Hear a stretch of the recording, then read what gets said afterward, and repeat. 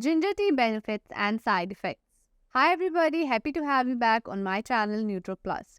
We will be examining the parts of creating healthy, bright skin that are supported by science on this fascinating two-part skincare series, which begins today. Healthy skin, in my opinion, is a combination of different factors: diet, lifestyle, and skincare. In today's video, we are kickstarting a two-part skincare series. Today, we are going to talk about diet and nutrition. These are all things that I do when they are all science. In next week's video, we are going to talk about lifestyle and skincare. If that's something that piques your interest, keep watching. I have received a number of requests in the last 2 months about doing a skincare routine, talking about products that I use, but I didn't want to do that because although I think skincare is important, I think it's a small piece of the puzzle. A bigger piece of the puzzle is what you eat and your lifestyle. And honestly, my skin didn't change until I started to change the way I eat before my wedding. I spent close to $1,000. I'm not proud of this $1,000 in microdermabrasion treatments on serums to get the bridal glowing skin. And you know what? It didn't happen because I didn't change the way I eat. I was just focusing on the problem externally and not internally. Now that I have changed the way I eat, I have much better skin than I used to. I am not genetically blessed with good skin.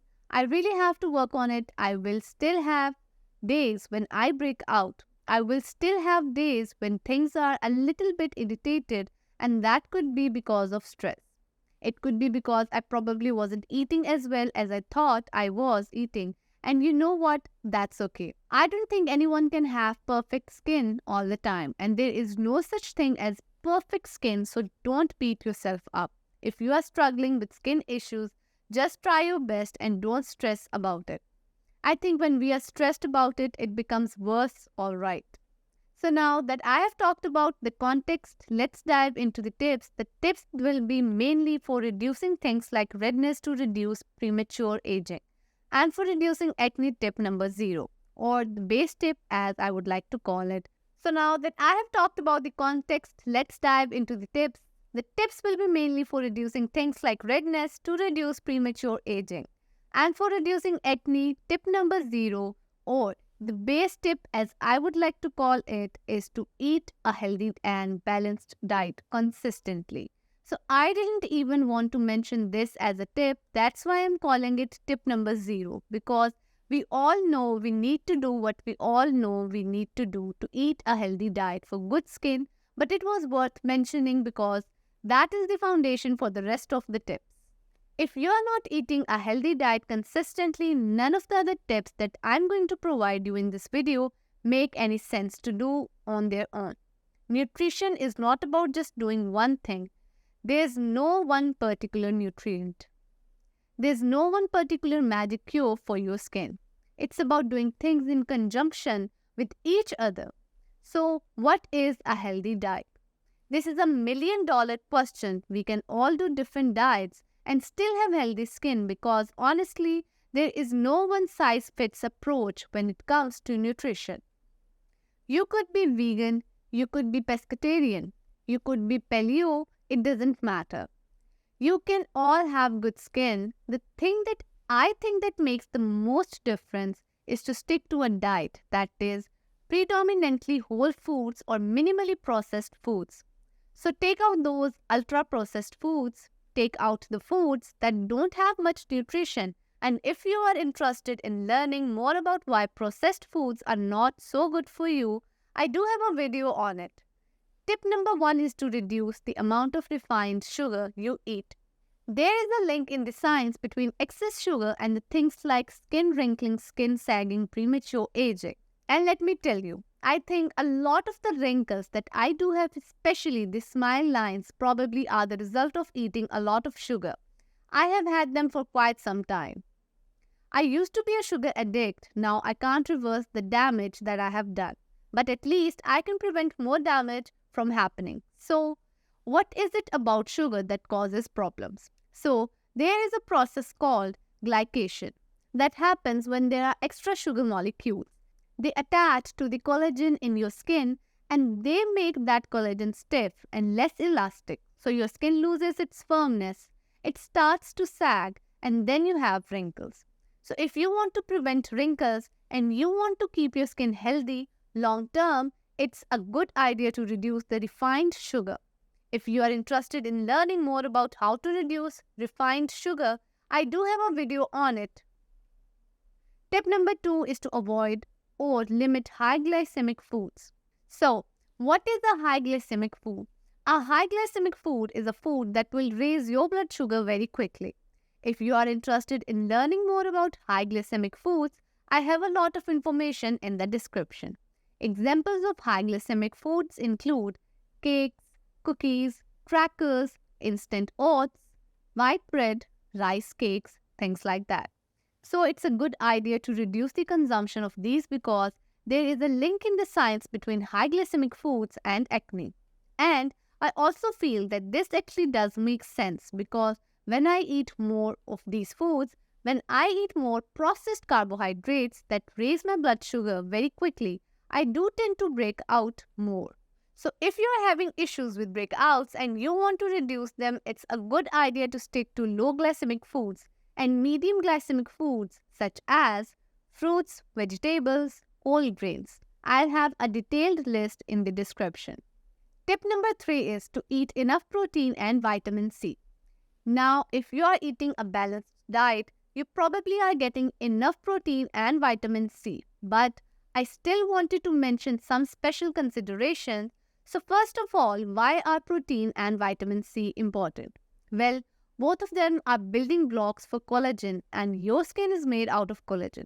So if you want to have healthy skin, you need to get enough protein and vitamin C. Now let's tackle protein first. So in terms of protein, if you are eating a balanced diet and you are eating enough calories, you probably are getting enough protein. But let's say you are on a calorie restricted diet. If you are trying to lose weight, make sure you are getting enough protein because if you are on a calorie restricted diet, depending on how many calories you eat, you could be under eating the protein. Now, the other thing to keep in mind is if you are eating a diet where you are eliminating a lot of food groups, let's say you are allergic to a lot of food groups or you are eliminating them for other reasons, you could be under eating and that could result in not getting enough protein. Now, let's tackle vitamin C. So if you are eating enough fruits and veggies and a balance of them, you probably are getting enough vitamin C. But one important consideration is that when you are stressed, when you are going through periods of stress, your body actually uses up a lot of more vitamin C than normal. So during that time, it's a good idea to eat more vitamin C. Tip number 4 is to eat enough omega fatty acids. So why are omega fatty acids important? Well, they manage oil production in your skin.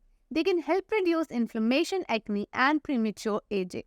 If you are not plant-based, you can get your omega fatty acids from fish. I personally get it from fish, salmon, herring, mackerel. These are fatty fish that have a lot of omega fatty acids. If you are a plant-based, you have options too. I have a link in the description that actually explains all your different options. Now, I do recognize that some people can't eat seeds. They tend to have issues with it. So, in that case, you can take a supplement. There is an algae-based supplement that's plant-based that does have omega fatty acids. So, that could work for you if you have any issues with nuts and seed tips.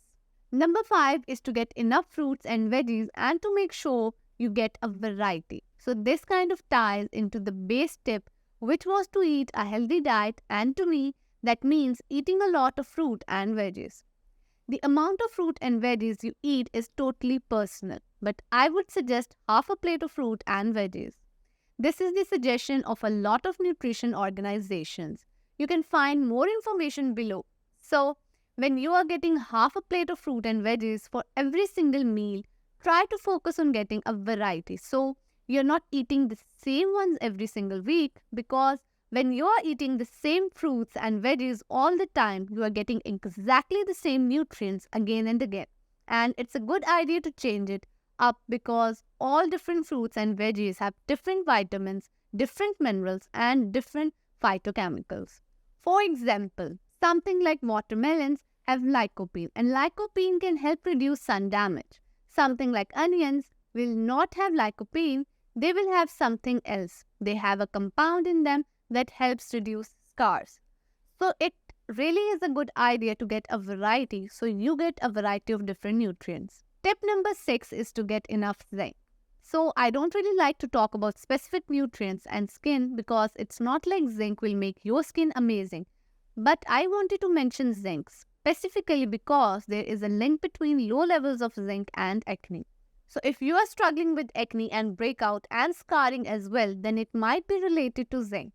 I'm not saying definitely related to zinc, it just might be. So have a look at what you are eating and make sure you are getting enough zinc. Tip number 7 is to eat enough probiotics and prebiotics. It's really important for a good gut health and good digestion mean we are going to have healthier skin because there is a link between that probiotics in the simplest sense are bacteria that are good for us and prebiotics are the food for that bacteria. So if you were to just focus on the probiotics and not eat the prebiotics, you're not going to have the much of a benefit. It's important to get both. So in terms of probiotics, a lot of people recommend supplements. I think supplements do work for certain people, but I am a big believer in getting from food first. And if that's not helping, then try a supplement. So in terms of food, a couple of options are things like sauerkraut, kimchi, yogurt. It can be plant-based or dairy depending on what works for you. In terms of prebiotics, there are a lot of foods that have prebiotics. Prebiotics are basically types of fibers that your gut bacteria feed on. Things like garlic, onions, asparagus, apples, oats, all of these have prebiotics. Tip number 8 is to reduce dairy and see how it goes. I was almost not going to include this tip in the video because it's not based on concrete scientific evidence. But there is some preliminary evidence in the last 2 or 3 years. It shows that high dairy consumption is linked to increases in acne, and I personally do find this to be the case. A lot of things about nutrition are about trying them on yourself because every single person is so different, so there's no one size fits all approach. Anyway, I hope you enjoyed this video and found it informative. If you did, give it a thumbs up so I know to create more content like this. And don't forget to subscribe and hit the bell so you get the notification for next week's video, which will be about lifestyle and skincare. I will see you in the next video. Bye.